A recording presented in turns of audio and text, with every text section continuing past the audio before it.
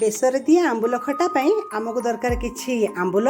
जहाँकि पानी रे बतरा हेतु गोटे घंटा आगु 2 चामच सोरिष को 1 चामच जीरा आ गोटे सुखला लंका किछि दही भृसंग पत्र गुड़ आ पंचफुटण रंग पाई किछि काश्मीरी लंका गुंड आ हळदी गुंड गुड़ बदल आपण मैंने चीनी मध्य नहीं पारती नानी एटा कौन एटा बिना प्याज रसुन रे बेसर दिया आंबुल खट्टा जे ओ खटा करी हेलानी ना ना ना काटी हेलानी आ देरी हे गलानी आ ताले बहुत कम समय रे ही एटा हेई पारे ना कोन हां बहुत कम समय लागे बहुत कम समय इवन 5 रु 10 मिनिट्स भीतर हेई जीवो ना कोन जदी आंबुलटी आगु बतराय तो और बहुत भलो कथा आगु बतरेबा कथा तापरे तेल तातिले आमे फुटण पकेइबा पंचफुटण ना भारी सुंदर स्मेल दिए पंचफुटण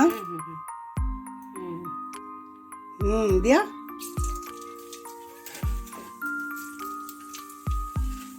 अटे कंचा लंका पड़थिले हेता जे एता राग हमर के खाइबे ना दरकार नहीं जे चाहिले से देई परबे कंचा लंका खाइबे सब माने के खाइ परबे ना राग हेले भारी स्वादिया रांधा तमे सेइति पई तो तुमको डाकी एते प्रशंसा रे आ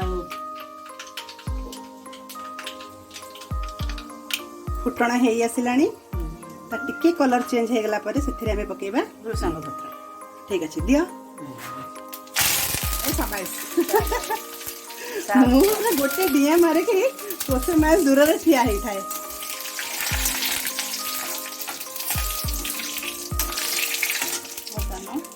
हमें ये करबा डाल दबा ये होची जीरा सोरिष आ शुखला लंका बटा जो मन को राग बिल्कुल दरकार नहीं लंका भी पकेबे ना पके खाइबे जो मन राग दरकार लंका पकेबे न राग के पानी दियो ये सोरिषटा बेसी कसिबु नहीं कसले कोन हबो पिताई सोरिष बेसी कसले पिताई जो ना कोन पिताई अल्प टिके समय कसिला परे ये करिबु गुड़ पकई दे है कि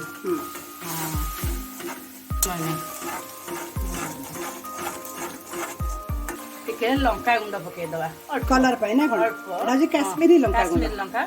जोटा कि राग हबनी किंतु कलर करिवो तापरे हळदी गुंड पकई दबा टिके आउटे लंका गुंड दोना नानी भलो कलर हबई तो राग लागिवनी आ बेसी आवश्यकता नाही के भलो कलर पाई काश्मीरी लंका गुंड व्यवहार कले बहुत भलो देखो तार कलर के चेंज हो गला अरे वाह की वासना आछि नानी तापरे देखो तार केडा सुंदर कलर चेंज है टिके सीम कर देबा उचित ए समय रे एटा मते आसे एटा आसे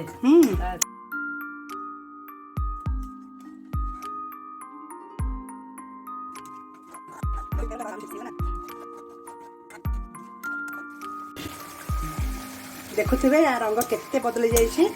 केते सुंदर कलर है बास्ना तो बहुत बढ़िया ही होउछ यार माने दहीटा पकेदला अपन जे कोन मसला तरकारी भी करिवे यदि सेथिरे 2 रु 4 चमच अपन दही भी पकाउचदी तार मसलार स्वाद बढ़ी जाए तार कलर भी भला आसे एमती हे जबो वर्तमान में एथिरे पकेबा हमर ए कोन नानी गुड़ गुड़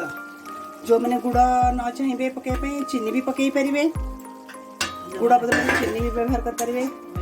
जो मैंने डायबिटीज से मैंने गुड़ पकेले भल हम यदि डायबिटीज कहार ना चीनी कले और भल स्वाद हम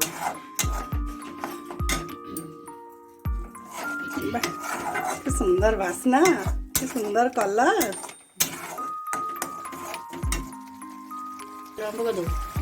रंग केते सुंदर देखो केते बढ़िया रंग आसीगला बा एबे थरे पकेबा हमें आंबुल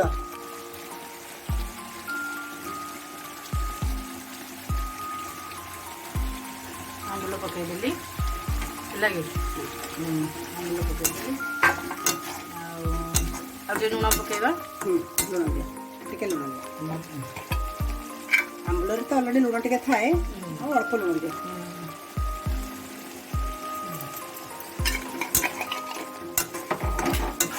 ଯେଉଁମାନେ ଏମିତି ବହଳିଆ ଖାଇବା ଚାହୁଁଛନ୍ତି ସେମାନେ ବହଳିଆ ଖାଇପାରିବେ, ଯେଉଁମାନେ ପାଣିଆ କରିବା ପାଇଁ ଚାହୁଁଛନ୍ତି ଯେଉଁ ଆମ୍ବୁଲ ବତୁରେଇଥିଲେ ସେ ଆମ୍ବୁଲ ପାଣିକି ପକେଇବେନି, ସେଇ ଆମ୍ବୁଲ ପାଣି ହିଁ ଦେଇଦେବେ।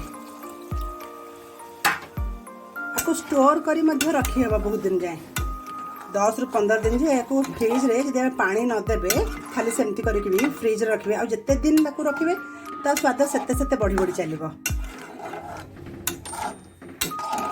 1 ଦିନ 2 ଦିନ ପରେ ଆର ସ୍ୱାଦ ତ ଆହୁରି ବଢ଼ିଯିବ। ଆକୁ ଫ୍ରିଜ୍ରେ ଷ୍ଟୋର କରି ରଖିପାରିବେ।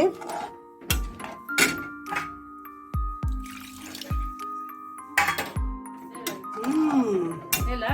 ଆମ ବେସର ଆଉ ଆମ୍ବୁଲ ରାଇ ରେଡି। ଏ ଗୁଣ୍ଡଟା ପକା। ଇଏ ହେଉଛି ବିନା ପିଆଜ ରସୁଣ, ବିନା ପିଆଜ ରସୁଣ ବେସର ଆମ୍ବୁଲ ରାଇ। ଯେଉଁମାନେ ଏଟାକୁ ବିନା ପିଆଜ ରସୁଣ ନ କରିକି କେବଳ ରସୁଣ ପକେଇଲେ ତ ଆହୁରି ଟେଷ୍ଟ ବଢ଼ିଯିବ। ଯେଉଁ ସୋରିଷ ଆଉ ଜିରା ବଟା ହେଇଥିଲା ସେଥିରେ ରସୁଣ ପକାଇବେ ତା ଟେଷ୍ଟ ଆହୁରି ଦ୍ୱିଗୁଣ ବଢ଼ିଯିବ। ଯେହେତୁ ଆମେ ଆକୁ ହବିଷ ଡାଲମା ସହିତ ଖାଇବୁ ସେଥିପାଇଁ ବିନା ପିଆଜ ରସୁଣର କରିଛୁ।